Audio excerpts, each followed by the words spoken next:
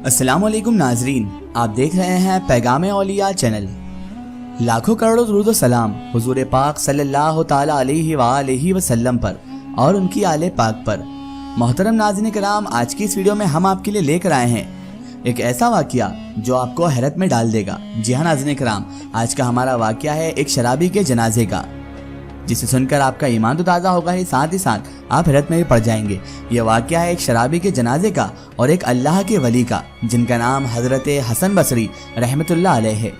और नाज़रीन, इसके अलावा इस वाक़ये में हमें बहुत सारी नसीहतें भी हासिल होंगी। तो मेरी आपसे मोतबाना गुजारिश है कि इस वाक़ये को मुकम्मल तरीके से समझने के लिए इस वीडियो को एंड तक ज़रूर देखें। और अगर अभी तक आपने हमारे चैनल को सब्सक्राइब नहीं किया है तो उसे भी सब्सक्राइब कर दीजिए और पास में दिए गए बेल आइकन पर भी क्लिक कर दीजिए, ताकि हमारे वीडियो की नोटिफिकेशन आप तक पहुँचती रहे। नाज़रीन मोहतरम, किसी ज़माने में एक शख्स था जो बहुत बड़ा शराबी और ख़तरनाक तरीके से शराब पीने वाला इंसान था। और उस शराबी शख्स की आदत थी कि वो हमेशा ही अल्लाह तबारक व ताला की नाफरमानी किया करता था, हमेशा अल्लाह की नाफरमानी ही करता था। और इस शराबी शख्स ने पूरी ज़िंदगी में अपने रब की ज़ात को एक सजदा भी नहीं किया था। इस शराबी शख्स ने ज़िंदगी भर में कोई इबादत नहीं की और कोई सजदा नहीं किया। लेकिन जब इसकी मौत का वक्त करीब आया और इसकी नज़ा का वक्त यानी कि इसकी रूह कब्ज़ करने का वक्त करीब आया, तो इसने अपनी वालदा की गोद में अपना सर रख दिया और रो रो कर अपनी वालदा से कहने लगा, ऐ मेरी माँ, ऐ मेरी वालदा, मैंने अपनी सारी ज़िंदगी, अपनी तमाम हयात गुनाहों में गुजारी है, गफलती में गुजारी है। मेरी सारी ज़िंदगी शराब खाने में ज़ाया हो गई है। ऐ मेरी वालदा, अब मेरी सारी ज़िंदगी बर्बाद हो चुकी है और इस ज़िंदगी में मैंने कभी भी अपने रब को राज़ी करने की कोशिश नहीं की। यहाँ तक मैंने तो उसके आगे कभी सजदा भी नहीं किया और मेरी पूरी ज़िंदगी ज़ाया और बर्बाद हो चुकी है। और माँ, मुझे लगता है अब मेरा नज़ा का वक्त आ गया है, मेरी मौत करीब ही है, मैं जल्द ही मर जाऊँगा। ऐ मेरी वालदा, तुमसे बस मेरी यही इल्तिजा है, तुमसे बस मेरी इतनी ही सी ही दरख्वास्त है कि मैं जब मर जाऊँ तो तुम अपने मुर्शिद के पास जाना और तुम अपने मुर्शिद से जाकर मेरे लिए सिफारिश कर आना मेरी माँ, कि आपके मुर्शिद पाक मेरी नमाज जनाजा खुद आकर पढ़ाएं, वो मेरी नमाज जनाजा पढ़ाएं। क्योंकि ऐ मेरी वालिदा, मैं इतना ज़्यादा गुनाहगार हूँ, इतना बुरा इंसान हूँ और इतना याश इंसान था कि मेरी नमाज जनाजा में मुझे नहीं लगता कि कोई भी आएगा। और अगर आपके मुर्शिद कामिल मेरी नमाज जनाजा पढ़ाने के लिए आ गए तो उनको देखकर कुछ ना कुछ लोग तो मेरे जनाजे में शरीक हो ही जाएंगे, कुछ लोग तो मेरे जनाजे में आ ही जाएंगे मेरी माँ। उसकी वालिदा ने जैसे ही ये सुना तो उनकी आंखों से भी आंसू तारी हो गए। माँ थी ना, माँ अपनी औलाद से बेइंतहा मोहब्बत करती है। बहरहाल ये सब बातें सुनकर उसकी माँ उठी और अपने मुर्शिद पाक यानी हज़रत ख्वाजा हसन बसरी रहमतुल्लाह अलैह की खिदमत में हाजिर हुई और जाकर अर्ज़ करने लगी, या मुर्शिद, मेरे बेटे की ज़िंदगी ख़त्म होने वाली है, मेरा बेटा मौत की कगार पर है। और ए मेरे मुर्शिद, वो कहता है कि जब मैं मर जाऊं तो तुम अपने मुर्शिद को कहना, यानी आपसे कहूं, कि वो आकर मेरी नमाज जनाजा पढ़ाएं। इस मुरीदा की बात सुनकर हज़रत हसन बसरी रहमतुल्लाह अलैह ने फरमाया, ऐ औरत, अगर वो मर भी जाएगा तो भी मैं उसका जनाजा नहीं पढ़ा सकता, क्योंकि ऐ औरत, तेरे बेटे ने सारी ज़िंदगी शराब खोरी में गुजारी है, उसने सारी ज़िंदगी शराब पीते हुए ही गुजारी है और पूरी के पूरी ज़िंदगी उसने गुनाहों में ही गुजारी है, इसीलिए मैं उसका जनाजा नहीं पढ़ाऊंगा।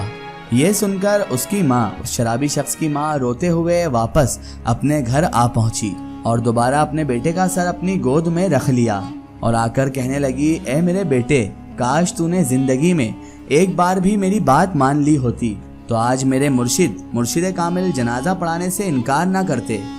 ये सुनकर वो नौजवान शख्स रोने लग गया और रोते रोते वो कहने लगा, माँ, ऐ मेरी माँ, मुझे अब एक बात बता दीजिए। माँ ने कहा, क्या बेटा, क्या बताऊँ तुझे मैं, क्या बात है, आखिर तू इस वक्त क्या कहना चाहता है मेरे बच्चे? तो वो नौजवान शख्स कहने लगा, माँ, मुझे सिर्फ इतना बता दे कि मेरे गुनाह ज़्यादा हैं कि मेरे उस करीम रब की रहमत ज़्यादा है, मेरी बदकारियाँ ज़्यादा हैं या फिर उस करीम रब की रहमत ज़्यादा है। माँ एकदम खामोश रही और माँ ने कोई जवाब ना दिया। उसके बाद रो रो कर फिर से बेटा कहने लगा, माँ, मुझे ज़रा एक बात तो बता दे कि अगर एक लम्हे के लिए भी तुझे खुदावंदे कुद्दूस ने मोहलत दे दी تجھے میرے رب نے مہلت دے دی کہ اے گناہگار کی ماں، اگر تو چاہے تو اس تیرے گناہگار بیٹے کو جنت میں بھیج دے، اور اگر تو چاہے تو اسے جہنم میں بھیج دے۔